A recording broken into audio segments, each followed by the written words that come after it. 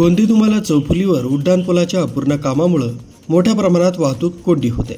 यामुळे प्रवाशांच्या जीवाला धोका निर्माण झालाय।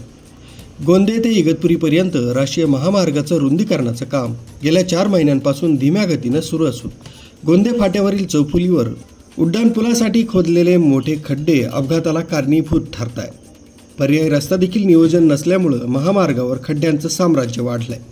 या कारणामुळे गोंदे चौफुलीवर मोठ्या प्रमाणात वाहतूक कोंडीची समस्या वाढली। गोंदे महामार्ग म्हणजे अडथळ्यांची शर्यत बनला। गेल्या काही दिवसांपूर्वी उड्डाणपुलाचं काम चालू करून बंद करण्यात आलंय।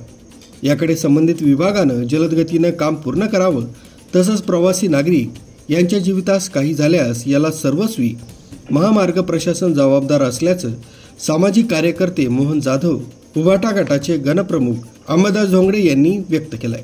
मुंबई महामार्गावर जी वाहतूक कोंडी आहे, समजा रस्त्याची जे कामं चालू आहे ते आज त्या तळे साचले, नाही तर शासनाने आम्हाला हे रस्ते ना पूर्ववत करून द्यावा। ते काम बंद राहिलं तरी चालेल, पण ही वाहतूक कोंडी आणि इथं लोक रस्ता क्रॉस करताना जीव घालून आज रस्ता क्रॉस करते आहे आणि एखाद्या उद्या समजा या तळ्यामध्ये कोणी पडलं किंवा जीवितहानी झाली तर याला शरद धोंगडे, न्यूज 7 मराठी, इगतपुरी।